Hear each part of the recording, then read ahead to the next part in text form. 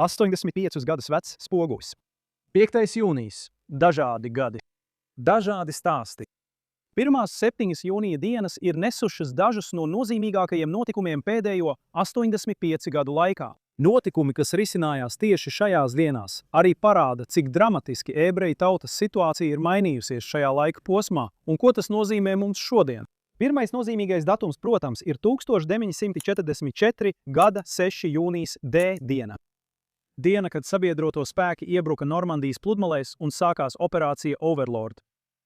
Tikai 2 dienas iepriekš, 1944 gada 4 jūnijā, Roma tika atbrīvota no nacistu kontroles un beidzot kļuva skaidrs, ka Otrā pasaules kara virziens mainās. Bet kamēr sabiedrotie iebruka pludmalēs, miljoniem ebreju palika pilnīgi neaizsargāti, iesprostoti holokausta pēdējā, nežēlīgākajā posmā. Katastrofa, kas bija gadu ilgas sistemātiskas ebreju dehumanizācijas un nomelnošanas visā Eiropā sekas. Un pat tad, kad sakāve bija acīm redzama, nacisti kopā ar saviem ungāru līdzskrējējiem palika uzticīgi savam mērķim – iznīcināt ebrejus. 1944 gada jūnijā viņi bija pašā vidū – 437 000 ungāru ebreju deportēšanas uz Aušvicas-Birkenavas nāves nometni. Viņi reģistrēja un dokumentēja katru ebreju vīrieti, sievieti un bērnu, kuru nosūtīja nāvē.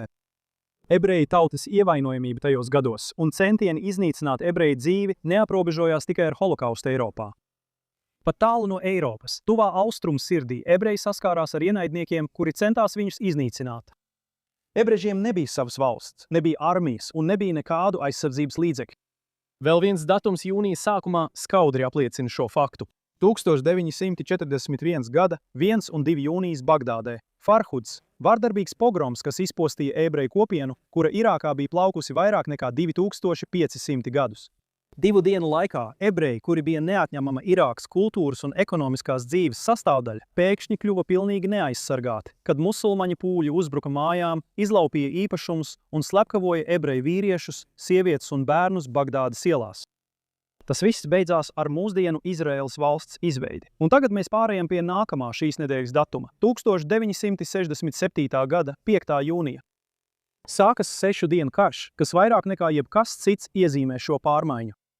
Tikai 22 gadus pēc nāves nometnēm, pēc mēģinājuma mūs iznīcināt. 7 arābu armijas mobilizējās ar vienu atklāti paziņotu mērķi – pabeigt to, ko bija sākuši nacisti.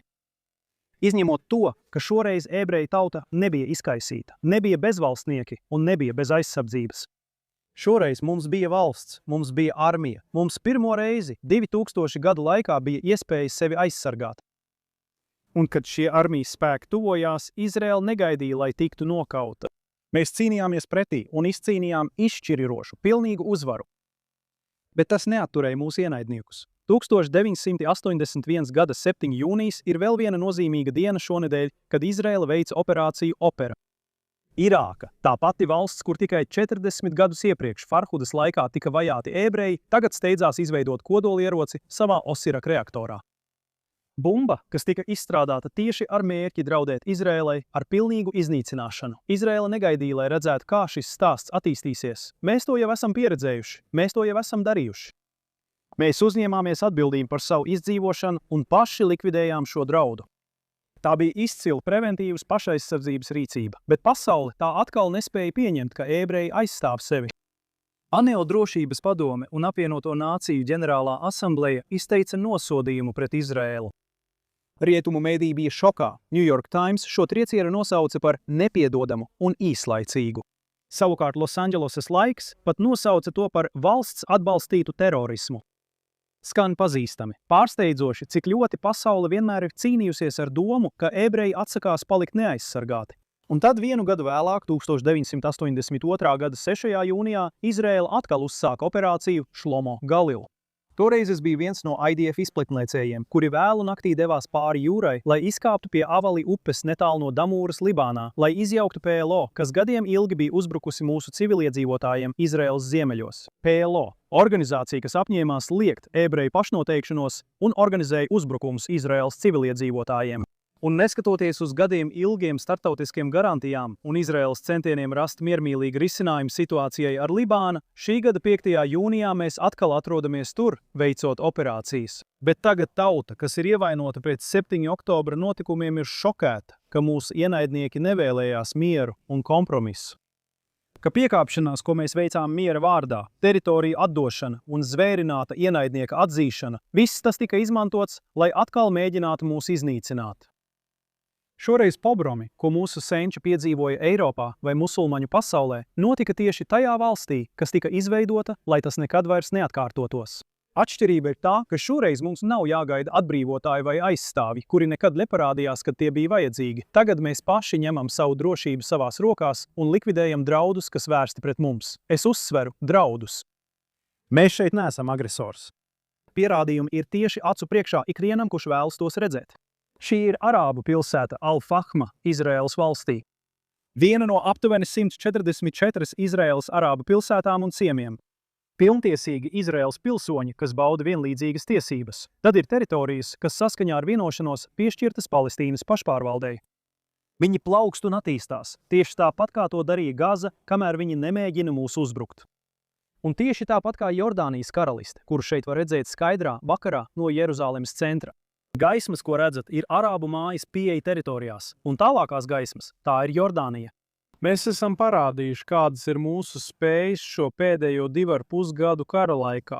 Kamēr viņi mūs cienīs, problēma nebūs.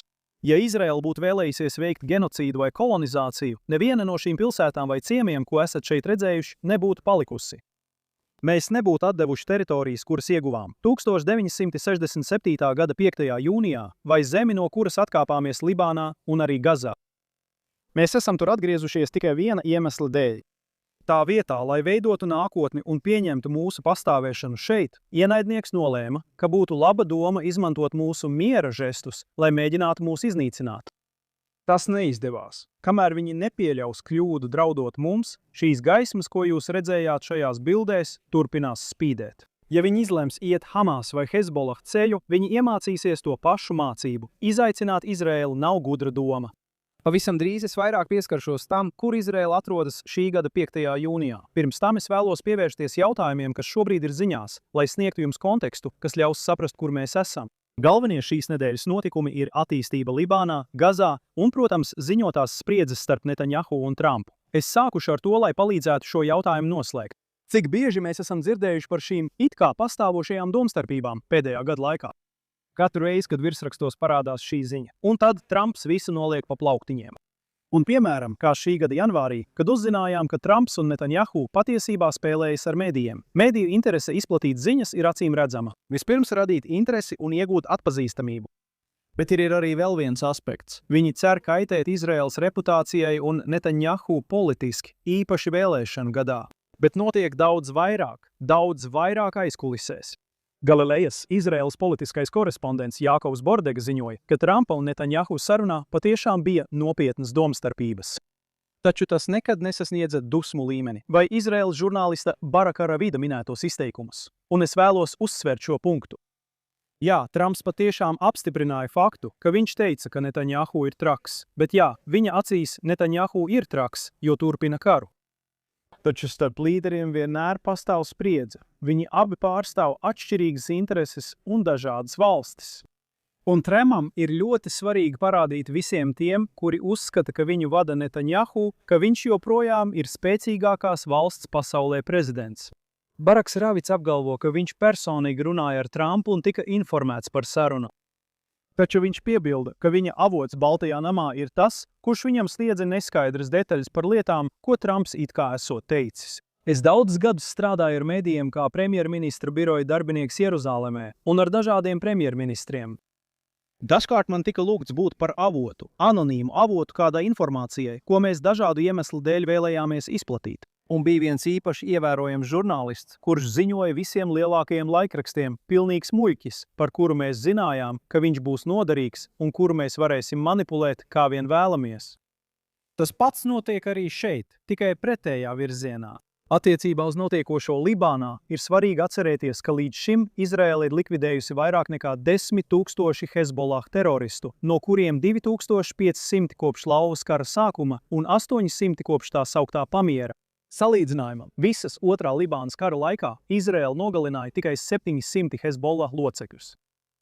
Hezbollah tagad ir arī 10 000 ievainoto, tie ir pager upuri. Izraela kontrolē simtiem kvadrātkilometru, sistemātiski iznīcina ciematus gan no gaisa, gan pazemē, izveido pozīcijas un šonedēļ pat ieņēma strateģiski svarīgo Bafaras cietoksni Dienvidlibānā. Protams, startautiskajā sabiedrībā ir tādi, piemēram, Francija un Apvienoto Nāciju organizācija, kuri uzsver, ka mums jāievēro pamiera nosacījumi. Mēs to jau esam piedzīvojuši. 1978. gadā ANO rezolūcija 425 izveido UNIFIL, lai apturētu PLO. Rezultāts – neveiksme. 2006. gadā ANO rezolūcija 1701 paplašina UNIFIL pilnvaras, lai atbruņotu un apturētu Hezbollah.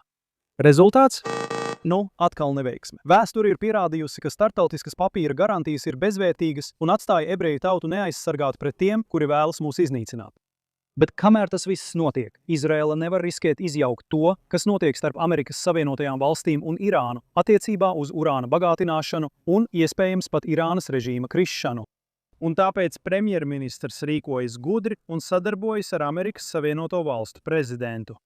Kas attiecas uz situāciju Gazā, 14. kanāla militārais korespondents Tamirs Moraks to šonedēļ vislabāk apkopojas savā ierakstā. Viņš saka, ka klusi un pat lēni Izraela tuvāko nedēļu laikā ir ceļā uz to, lai attīrītu 70% Gazas joslas no Hamas. Nevis tukšās zemes platības, bet gan teritorijas, kuras kara sākumā bija mājvietas simtiem tūkstošu cilvēku. Atlikušajos 30% Gazas Hamas ir tikai bāla ēna no tā, kas tā bija kara sākumā. Tās militārie komandieri tiek likvidēti viens pēc otra, un tā neuzdrošinās vai iespējams pat nav spējīga palaist pat vienu raķeti Izraēlas virzienā. Tomēr viņš saka, ka mums nevajadzētu sevi mānīt. Hamas joprojām kontrolē Gazas joslas centru, tā atjauno savus spēkus un gatavojas jaunai konfrontācijai ar Izraēlu. Viņš teica, ka darbs nav pabeigts un mērķi vēl nav sasniegti. Uguns pārtraukšanas ietvars faktiski ir miris. Kā bija gaidāms, Hamas nav atbruņojusies, un Izraēla sistemātiski atņem teritorijas, kas saskaņā ar vienošanos tika piešķirtas Hamas. Šī tagad ir stratēģija, un tai jābeidzas ar to, ka 100% joslas tiek attīrīti no Hamas vēža. Arī šonedēļ Gazā Izraēlas elitārā uzdevuma vienība Nili, kas ir kopīga Mossad un Shin Bet vienība, tika izveidota, lai izsekotu un likvidētu katru Hamas teroristu, kurš piedalījās vai plānoja 7. oktobra slaktiņa uzbrukumu. Viņi atrada, identificēja un likvidēja Jūsefu Aišu Avadu Ramhanu, Hamas teroristu Nuhbazel vietnieku komandieri. Ramhans piedalījās Oras Levī, Alona Ahada, Elī Koena un nelaike Herša Goldberga Polina nolaupīšanā, kuru Hamas nogalināja gūstā. Šī vienība ir bijusi ļoti veiksmīga pierādījumu vākšanā, kā arī vainīgo identificēšanā un atrašanā 7. oktobra zvērībās. Un tas ir vienīgais veids, kā ar viņiem tikt galā. Nevedot viņus tiesā un nepiespriežot viņiem nāves sodu. Es esmu pret nāves sodu šeit Izraēlā, jo tas pārvērtīs teroristus par starptautiskām slavenībām un ļaus Eiropas valdībām būt paštaisnām uz mūsu rēķina. Tie bija tie paši cilvēki, kuri aizstāvēja Eichmanu un teica, ka mums nevajadzētu viņu sodīt ar nāvi. Un atcerieties, ja cilvēces vēsturē kāds jebkad būtu pelnījis nāves sodu, tad tas bija Ādolfs Eimants. Tātad izvediet viņus uz kaujas lauka, klusi un sistemātiski, atbrīvojot mūs no viņu klātbūtnes, un nevediet viņus uz Izraēlu. Tikmēr daudzi šeit Izraēlā sūdzas un saka, ka mēs atgriežamies pie pagātnes apstākļiem un kļūdām. Lieta ir šāda – atkāpšanās un mēģinājumi pielabināt ienaidnieku, koncentrējoties tikai uz aizsardzību, viņus ir tikai stiprinājuši. Tas nostiprināja ne tikai viņu apņēmību, bet arī viņu spēju attīstīšanu. Skaitliskā ziņā nav nozīmes, cik daudz no viņiem mēs neutralizējam. Viņu ir daudz vairāk nekā mūs. Bet viņi ir arī attīstījuši spējas, kas strateģiski apdraud mūs. Tikai veiksme viņiem neļāva īstenot savu plānu 7. oktobrī. Gadu gaitā viņiem bija taktiskās spējas, raķešu apšaudes, teroristu uzbrukumi, lietas, kas izjauc ikdienas dzīvi, cik traģiskas tās arī nebūtu, bet tās neapdraud mūsu pašu pastāvēšanu. ACS pievēršana un viņu agresijas un vienošanos pārkāpumu pieļaušana ir tikai devusi viņiem spēku. Šis karš tagad ir par sistemātisku draudu mūsu eksistenciālajai izdzīvošanai novēršanu. Kopumā šajā karā Gazā Izraela ir ieņēmusi 220 kvadrātkilometrus. Libānā Izraela līdz šim ir ieņēmusi 600 kvadrātkilometrus. Sīrijā Izraela kontrolē aptuveni 1000 kvadrātkilometrus. Oficiāli tas ir mazāk, bet praksē tas ir vairāk. Hamas pāragri rīkojoties, beigās piešķīra Izraēlai ietekmes zonu, kas ir gandrīz 10 reizes lielāka nekā iepriekš, ļaujot Izraēlai palielināt savu geogrāfisko un stratēģisko spēku. Es atklāju šodienas raidījumu runājot par to, kur Izraēla un ebreju tauta atradās 5. jūnijā iepriekšējos gados. Es vēlos šodien noslēgt aplūkojot, kur Izraēla atrodas šajā 5. jūnijā. Izraēlas valūta, jaunais Izraēlas šekelis, šobrīd ir viena no spēcīgākajām valūtām pasaulē, tirgojoties pret dolāru un eiro vēsturiski augstā līmenī, sasniedzot gandrīz 33 gadu augstāko punktu. Tas notika pēc tam, kad Izraēlas IKP pārspēja visas startautiskās prognozes un pagājušajā gadā pieauga par ievērojamiem 3,1%. Britu izdevums The Economist ierindoja Izraēlu kā 6. spēcīgāko ekonomiku attīstīto valstu vidū, apsteidzot Vāciju, apvienoto karalisti un pat Amerikas Savienotās valstis. Un tas viss notiek laikā, kad Izraēla karo vairākos frontēs, kad pret mums vērstas dezinformācijas kampaņas, kad mēs saskaramies ar boikotiem un diplomātisku naidīgumu gan no lielākās daļas musulmaņu pasaules, gan no Eiropas. Mēs esam valsts, kas izmēra ziņā līdzinās vidējam Arābu vai Eiropas kantonam un ar iedzīvotāju skaitu, kas ir mazāks nekā daudzās lielākajās pasaules pilsētās. Un tomēr mums ir viena no spēcīgākajām ekonomikām rietumos. Mums ir augstākais dzimstības līmenis attīstītajā pasaulē. Mēs esam starp laimīgākajām nācijām pasaulē un pirmajā vietā starp cilvēkiem, kas jaunāki par 25 gadiem. Tātad visiem jums, kas mūs ienīstat, jūs esat izgāzušies. Viss, ko es varu pateikt, ir šis – tik uz priekšu. Turpiniet ienīst, jo mēs no tā tikai augam. Tie no jums, kas mūs ienīst, to dara tāpēc, ka esat nelaimīgi, dzīvojat bezjēdzīgas dzīves, jums trūkst virziena un mērķa. Tāpēc jums ir jāizveido sev mērķis, ienīstot ebrejus. Jūs esat skaudīgi un nožēlojami, nezināt, ko darīt, bez mērķa, bez bērniem, bez jēgas, tukši, un jūs mūs nolādējat. Jūs esat arī izsmiekls, jo esat tik neoriģināli. Jo tas viss jau ir noticis iepriekš, mēs tur esam bijuši, mēs to jau esam piedzīvojuši. Ne tikai naids un vardarbība, bet arī būtība. Tie, kas cenšas mūs nolādēt, beigās mūs svētī. Tie, kas cenšas mūs nolādēt, beigās mūs stiprina. Tieši kā Bībeles stāstā par Balaku. Tu esi kā Bileāma ēzelis. Atšķirībā no Bileāma ēzeļa, jūs, ēzeļi, neredzat patiesību. Jūs esat tieši kā Bileāms, tas algotais pravietis. Tāpat kā daudz no jums, arī viņa pakalpojums varēja nopirkt. Viņam bija prasmes, un viņš tās izmantoja postoši, bet viņam nebija saistība, nebija lojalitātes, nebija sakņu cilvēces vidū. Bileāms tika nolīgts, lai mūs nolādētu, bet beigās mūs svētīja. Un, lai jūs zinātu, ir neatkarīgi pierādījumi, ka Bileāms patiešām eksistēja.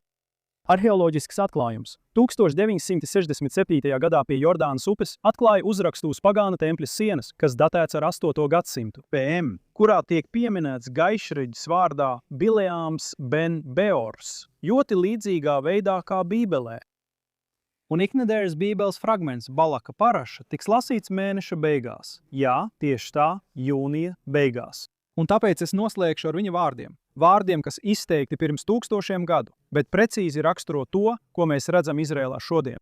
Viņš neskatās uz ļaunumu Jēkabā, un viņš neredz netaisnību Izrēlā. Kungs, viņa dievs, ir ar viņiem, un ķēniņa slavas sauciens ir viņu vidū. Redzi, tauta ceļas kā lauvene un paceļas kā lauva. Tā neapguļas, kamēr nav aprijusi savu laupījumu. Un tad svētība, kas ir atskanējusi cauri mūsu vēsturei. Cik skaistas ir tavs teltis, Jēkabs, tavs mājvietas, Izraēl. Tās izplešas kā ielejas, kā dārzi pie upes. Viņš tup, viņš guļ kā lauva. Kurš uzdrīkstas viņu modināt? Svētīti ir tie, kas tevi svētī, un nolādēti ir tie, kas tevi nolāda. Svētības visiem, kas šodien pievienojas Izraēlai un mums. Es esmu Daniels Simons. Paldies, ka skatījāties tiešraidē no JNS TV, ebreju tautas mūžīgajā galvaspilsētā Jeruzalemē, Izraēlā. Tiksimies atkal nākamnedēļ.